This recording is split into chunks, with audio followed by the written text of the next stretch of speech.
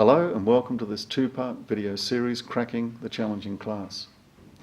In these videos, my colleagues and I want to share with you some practices and skills that we found helpful in working with very challenging student behaviour. Any approach we take to managing challenging student behaviour will, however, fail if we take the easy, simple, tempting and reactive approach to simply blaming the teacher or the students. It's never that simple.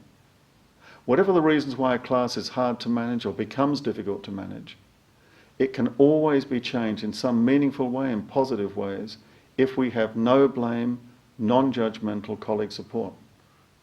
For example, I've worked in schools where a teacher is clearly, visibly, audibly struggling with a known challenging class, and a senior teacher, some senior teachers I should stress, come in and take over in ways that significantly diminish their colleagues' professional and personal esteem.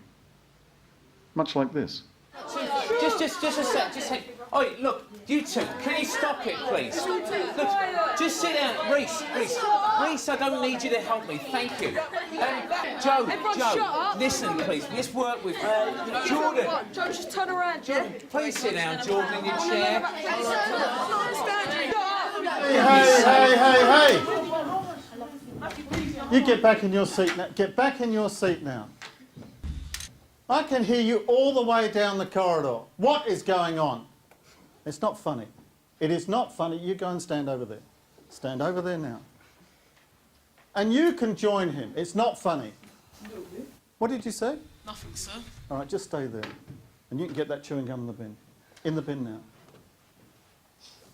now. I'll be speaking to you later. Now you settle down and get some work done. Thank you, Mr. Wire.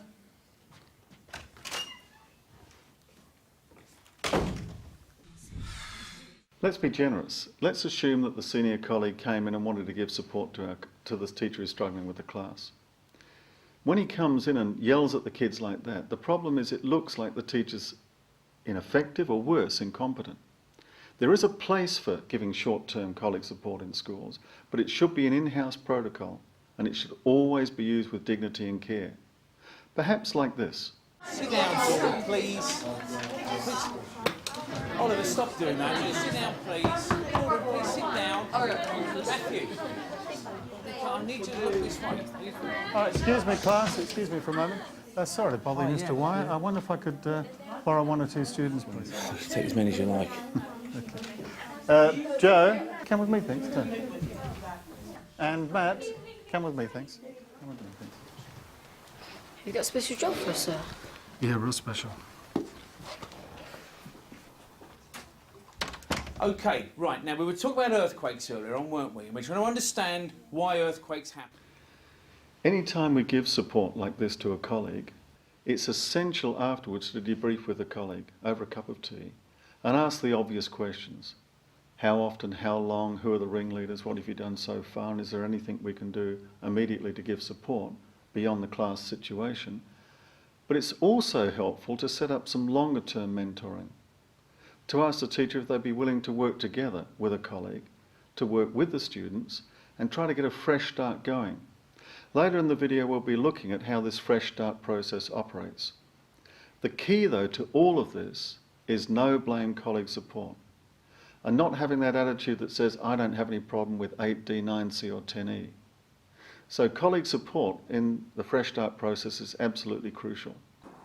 I don't know how you're getting on with Year 9 at the moment, but the last 3-4 weeks for me has been a real struggle. It's getting worse by the week, really. When colleagues feel supported, rather than judged, they're more likely to benefit from any colleague support that's offered.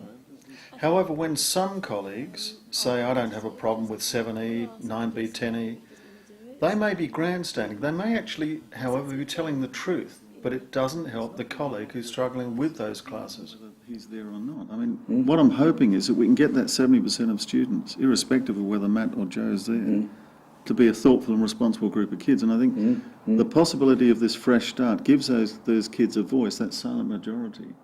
Well, I'd be happy to come in and run it with you. I mean, if